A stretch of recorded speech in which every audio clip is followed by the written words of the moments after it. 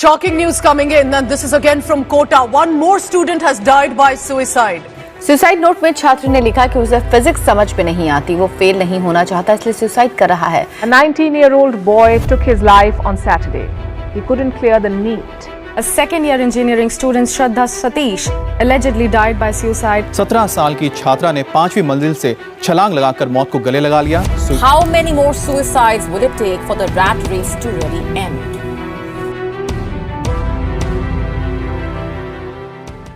नमस्कार, मैं राजकुमार, आप देख रहे हैं the clarifier. National crime record bureau NCRB के अनुसार हर 42 मिनट में एक बच्चा अपनी जान ले लेता है। पर डे लगभग 35 बच्चे सुसाइड कर लेते हैं। भारत में लगभग 2018 से 2022 की बात की जाए तो 7.5 लाख से ज़्यादा सुसाइड केसेस देखे गए हैं, जिसमें से 60,000 से ज़्यादा तो सिर्फ स्टूडेंट सुसाइड केसेस हैं। और साल दर साल ये आंकड़ा बढ़ता ही जा रहा है।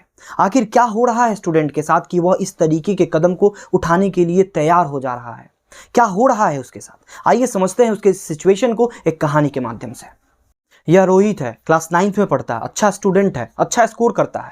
लेकिन एक दिन उसके फादर न्यूज़पेपर में कोचिंग का ऐड देखते हैं, जिसमें जेईई मेंस एडवांस के टॉपर्स का लिस्ट था, जिससे उन्हें भी लगा कि हम अपने बच्चे को इंजीनियरिंग कराएंगे।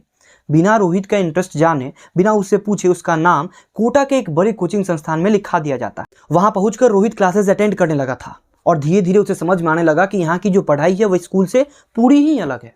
यहाँ के टीचर्स बच्चों को बड़े बड़े सपने दिखाते हैं कि आईआईटी में एडमिशन हो गया तो लाइफ सेट है, बड़ा पैकेज होगा, बड़ी गाड़ी होगी, बंगला होगा, नाम होगा, बहुत सारी चीज़ें, इस तरीके की चीज़ें उसे समझाई जाती हैं। रोहित को वहाँ अच्छा नहीं लग रहा था, क्योंकि वो उसे स्कूल वाली पढ़ाई नहीं मिल रही थी, वहाँ खेलने को नहीं मिल रहा था, वहाँ बहुत कंपटीशन का माहौल था। रोहित वहाँ अच्छा स्कोर भी नहीं कर पा रहा था। वहीं दूसरी तरफ बहुत से बच्चे अच्छा स्कोर भी कर पा रहे थे। रोहित को अब सेल्फ डाउट क्रिएट हो जाता है, वह खुद को फेल्योर समझने लगता है। जो रोहित कभी फर्स्ट बेंच के फर्स्ट सीट पे बैठा करता था, उसे अब पूरे के पूरे फर्स्ट बेंच से ही नफरत होने लगी थी। उसे खुद में शर्म आता था, क्योंकि वह अच्छा परफॉर्म नहीं कर पा रहा था क्लास में। दूसरी तरफ वह देख रहा था कि जो टीचर्स हैं वह कुछ चुनिंदा बच्चों पे ज़्यादा ध्यान दे रहे हैं, उनको प्रैक्टिस सीट प्रोवाइड कराया जा रहा है। अब वह रोहित जो है क्लासेस जाना भी बंद कर देता है और बैकलॉग क्रिएट हो जाता है, जिसके कारण वह धीरे धीरे डिप्रेशन में चला जाता है। अब न वह सही से खाना खा रहा था, न किसी से बात कर रहा था, एक कोने में बैठ करके दिन भर कुछ सोचता रहता था। वह फैमिली के एक्सपेक्टेशन पे खड़ा नहीं उतर रहा था, उसमें सेल्फ डाउट था, वह खुद को फेल्योर समझ रहा था, एकेडमिक प्रेशर था। इन सभी के कारण से वह डिप्रेस होता चला जा रहा था और डिप्रेस होता चला जा रहा था, और लास्ट में रोहित खुद को ही खत्म कर लेता है। पत्र लिखकर सरकार से इन कोचिंग संस्थानों को बंद करने की अपील की है और अपने माता पिता को कोसा है, जिन्होंने जबरन कृति को विज्ञान पढ़ने को मजबूर किया।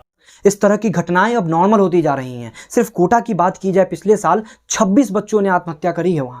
और इन्हीं घटनाओं को देखते हुए मिनिस्ट्री ऑफ एजुकेशन ने कोचिंग सेंटर्स के रेगुलेशन के लिए गाइडलाइंस जारी किया है।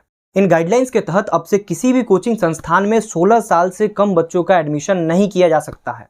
साथ ही साथ अगर किसी प्रकार का मिसलीडिंग एडवर्टाइजमेंट किया जा रहा है, मिसलीडिंग प्रॉमिसेस किया जा रहा है, तो वो अब से इलीगल है और इसके लिए फाइन देना पड़ेगा उन्हें। और अगर कोई स्टूडेंट 10 महीने के कोर्स में इनरोल्ड है और 2 महीने बाद उसे समझ आता है कि ये कोर्स तो बेकार है, उसे किसी काम का नहीं है, तो वह बाकी के पैसे के लिए रिफंड क्लेम कर सकता है और 10 दिन के अंदर में कोचिंग संस्थान को उसे रिफंड करना पड़ेगा।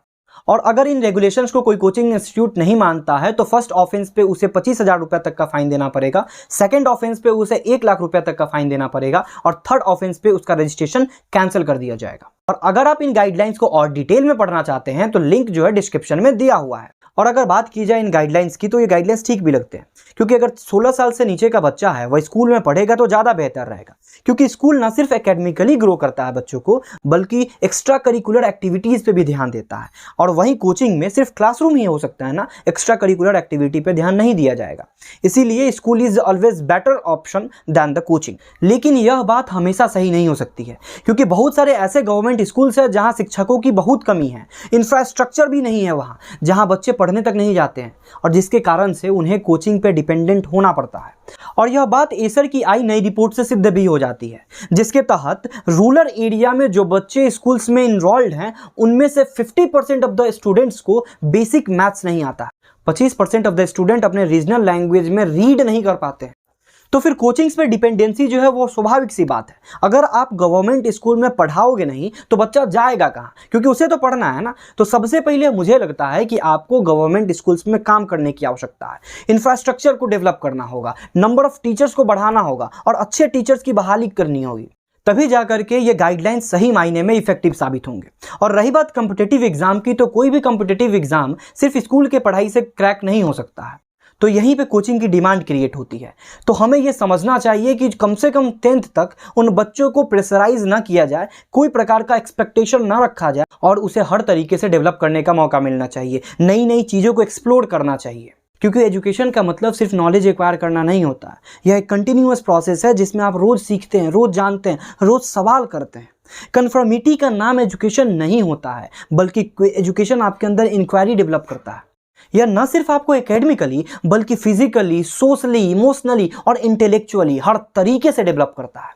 यह आपको बताता है कि न सिर्फ आप क्लासरूम बल्कि लाइफ के हर मोमेंट से सीख सकते हैं।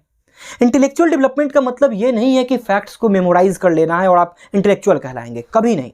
बल्कि यह आपको एनालिसिस सिखाता है, क्रिटिकल थिंकिंग सिखाता है और एक लर्निंग के लिए पैशन डेवलप करता है। आपको बच्चों को ऐसे अपॉर्चुनिटी प्रोवाइड कराना चाहिए कि वो म्यूजिक में, आर्ट में, ड्रामा में, हर चीज़ में खुद को डेवलप कर सके, अपने क्रिएटिविटी को प्रदर्शित कर सके। We should encourage them to think out of the box. उनके इमेजिनेशन पावर को डेवलप करना चाहिए, क्योंकि जब वो इमेजिनेशन बढ़ेगा उनका, तो वह नए नए आइडियाज़ आएंगे, इनोवेटिव आइडियाज़ मिलेंगे प्रॉब्लम को सॉल्व करने के। वैसे बच्चे तो बचपन से ही क्यूरियस होते हैं, वो बहुत मासूम सवाल पूछते हैं। बस हमें उनके क्यूरियोसिटी को मरने नहीं देना है। उनके लिए हमें एक ऐसा इन्वायरमेंट तैयार करना होगा जहां उनके क्वेश्चन की वैल्यू हो। जो भी वो पूछ रहे हैं उन पे हम उनको जवाब देने की कोशिश करें, और इस तरीके से उनको चीज़ों को मेमोराइज करने की आवश्यकता नहीं होगी, बल्कि वो इंक्वायरी बेस्ड लर्निंग कर पाएंगे। फिर आपको होमवर्क कंप्लीट करने के लिए उन्हें जोर नहीं देना पड़ेगा, वह खुद कंप्लीट कर लेंगे। सोचिए कितना अच्छा होगा। और उन्हें यह भी सिखाया जाना चाहिए कि कैसे अपने इमोशंस को मैनेज करना है। उनके इमोशन को, उनके प्रॉब्लम को एक्नॉलेज करके हमें उन्हें ओपनली डिस्कस करने की आवश्यकता है। उन्हें यह भी बताया जाना चाहिए कि कैसे एक ही घटना को अलग अलग पर्सपेक्टिव से देखा जा सकता है, तभी जाकर के वो इफेक्टिवली कम्युनिकेट कर पाएंगे। इसके अलावा उन्हें सिखाना चाहिए कि कैसे अपने स्ट्रेंथ को, अपने वीकनेसेस को पहचानना है, कैसे खुद से क्वेश्चनिंग करनी है, कैसे अपने से करे सवाल करके खुद से उनके जवाब ढूंढने हैं। और इसके साथ साथ उन्हें इथिकल वैल्यूज़ भी सिखानी चाहिए, ऑनेस्टी सिखानी चाहिए, इंटीग्रिटी सिखानी चाहिए, कंपैशन सिखाना चाहिए। उन्हें सिखाया जाना चाहिए कि कैसे टीम में काम करना है। इससे उनकी कम्युनिकेशन तो डेवलप होगी, उसके साथ साथ अलग अलग पर्सपेक्टिव को जानने का और अपना भी पर्सपेक्टिव प्रस्तुत करने का मौका मिलेगा। और इससे उनके अंदर लीडरशिप क्वालिटीज़ भी डेवलप होंगी। हमें उन्हें इस प्रकार से प्रिपेयर करना होगा कि वह लाइफ में नए नए स्किल्स को सीख सके और अपने करियर को लेकर के फ्लेक्सिबल रहे। और हमें यह भी बताना पड़ेगा कि कैसे ग्लोबली, इन्वायरमेंटली और सोशली अवेयर रहा जाता है। और इन सभी में सबसे ज़्यादा इंपॉर्टेंट होता है पेरेंट्स का रोल। मैं जानता हूं कि आप बहुत बिजी हैं, आपके पास समय नहीं है, लेकिन थोड़ा समय निकालिए अपने बच्चों के लिए। उनके साथ खेलिए, बातें करिए, न सिर्फ एकेडमिक वाली बातें बल्कि कुछ भी ऐसे ही रैंडमली कुछ बात कीजिए। उनके क्वेश्चन को सुनिए, समझिए, उनके साथ हंसिए, खेलिए, गाइए, जो हो सकता है कीजिए, लेकिन उनके साथ घुलिए मिलिए। तभी जाकर के वह अपनी बातों को, अपने प्रॉब्लम्स को आपके साथ शेयर कर पाएगा। अब याद कीजिए उस रोहित की कहानी को। अगर उसके फादर सिर्फ एकेडमिक बातें नहीं करते, उसके प्रॉब्लम पे डिस्कस करते, तो वह आज यहाँ हम लोग के साथ मौजूद होता। और एक और बात, कभी भी अपनी बातों को बच्चों पर मत थोपिए, बल्कि उनको एक्सप्लोर करने का मौका दीजिए। जब वो एक्सप्लोर करेंगे तभी उनके अंदर इंटरेस्ट डेवलप होगा। कभी उनको बांसुरी ला करके दे दीजिए, कोई भी म्यूजिकल इंस्ट्रूमेंट, या कभी ड्राइंग बुक लेकर के आइए, और तब जाकर के उनके अंदर इंटरेस्ट डेवलप होगा। और हो सकता है किसी को साइंस में इंटरेस्ट ज़्यादा आ रहा हो, किसी को मैथ में इंटरेस्ट आ रहा हो। अलग अलग चीज़ों को एक्सप्लोर करने का मौका दीजिए, तभी जाकर के वो एक अच्छा करियर चूज कर पाएगा। और सोचिए कि इस तरीके से अगर एजुकेशन दी जाए तो कितना अच्छा होगा। बच्चा कभी सुसाइड के बारे में सोचेगा नहीं, बल्कि वह और क्यूरियस होगा चीज़ों को जानने के लिए। उसे होमवर्क के लिए आपको प्रेशराइज नहीं करना पड़ेगा, बल्कि होमवर्क खुद ब खुद हो जाएगा उसका। और कभी किसी करप्टेड आदमी के सामने शांत नहीं बैठेगा, बल्कि वह सिस्टम से करे सवाल करेगा, क्योंकि वह क्वेश्चनिंग जानता है। वह जानता है कि क्या मेरे राइट्स हैं, क्या मेरी ड्यूटीज़ हैं। वह सब चीज़ों को समझ रहा होगा और सही सही कदम भी ले पाएगा, सही डिसीजन ले पाएगा। कितना अच्छा लगेगा आपको भी देख करके। सोचिएगा जरूर इस पर। बहुत बहुत धन्यवाद। बचपन तो गया, जवानी भी गई।